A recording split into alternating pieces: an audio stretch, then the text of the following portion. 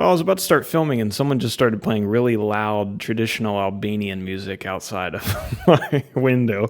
Let me see if I can open up the window. You can hear it.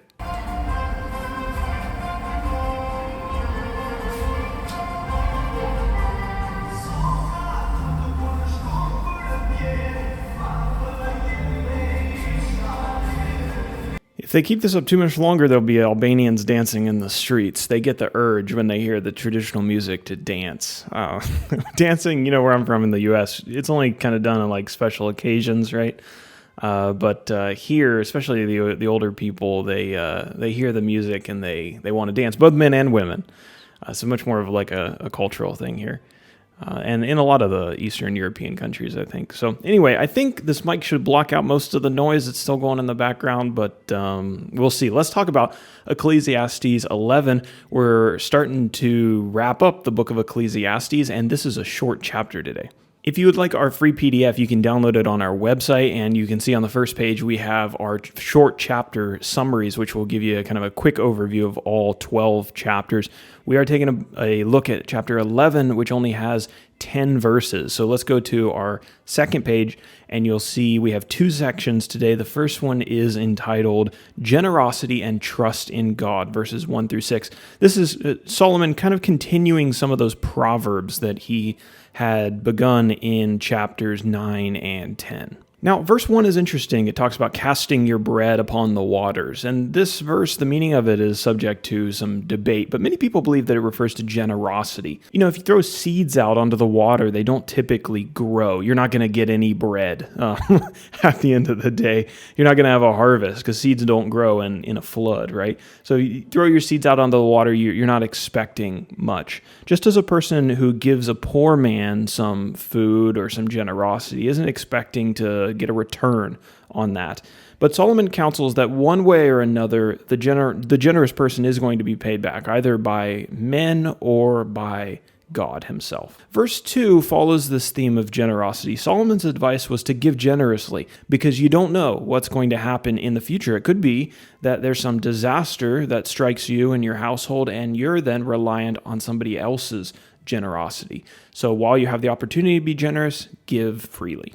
Solomon's next piece of advice related to the limits of human analysis and mankind's inability to understand God's work. And this has been a reoccurring theme throughout the book of Ecclesiastes. There's a farmer, and let's say this farmer is always looking out and looking at the wind, right? And he's always like, oh, it's too windy today for me to go out and sow my seeds. The seeds are going to get blown around everywhere. If that guy is overly concerned about the wind, he's never going to go out and sow his field.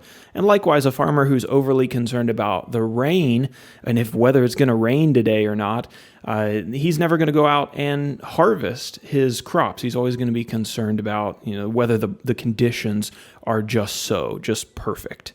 At some point, a person has to learn to trust God and to do what is necessary, even if the conditions aren't perfect.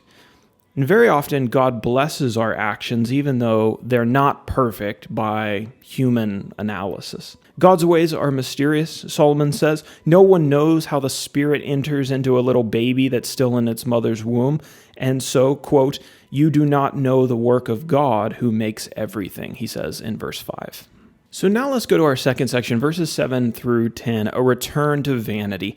Solomon concludes this section, this chapter, re-emphasizing his premise that all of life is vanity. So kind of back to the depressing sentiments that he expressed, especially early on in the book.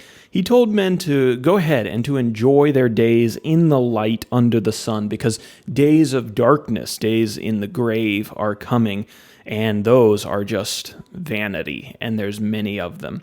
He encouraged young men to enjoy their youth, but he also found no deeper meaning or significance in youth, stating, quote, youth and the dawn of life is vanity.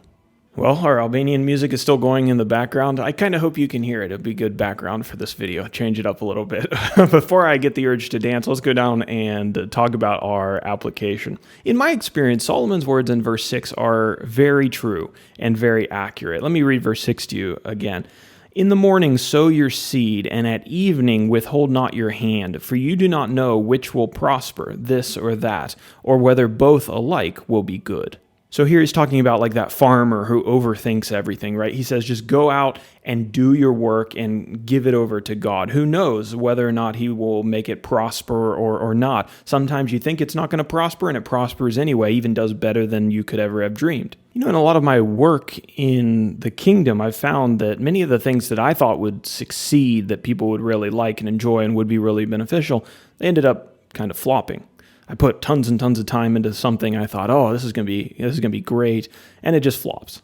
But I've also found that many of the things that I thought would be mediocre, God has caused to flourish and has caused He's used them to great effect. You can't always predict how God will use you and what ways He will make you effective and a benefit to the kingdom. And it's not for us to determine how God will use us, just as it's not up to the servants how the master will use them. So the application, the encouragement today is give yourself to God with a flexible heart and ask Him to bless your work as He wishes. Don't go to God and say, this is how I'm going to serve you. I'm determined to serve you in this way. I want to use these talents in this capacity, and I'm going to stubbornly persist in that no matter what signs you give me that you may be wanting to use me in another way, right? Don't do that. God's going to use you as He sees fit. And it could be that the thing that the capacity that you think you're going to serve in and the capacity that you end up serving in at the end of your life is completely different. Let God make that decision because He knows how to use you. He created you and He'll use you to the best effect.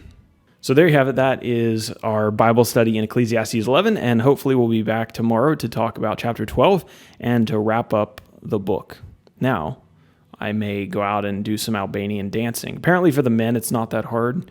It's just all the like the older men, all they do is this. You just put your hand up, and there's like a couple steps that you that you memorize, but it's not particularly difficult. You just go to the rhythm. So I'll be doing this until we return for Ecclesiastes 12.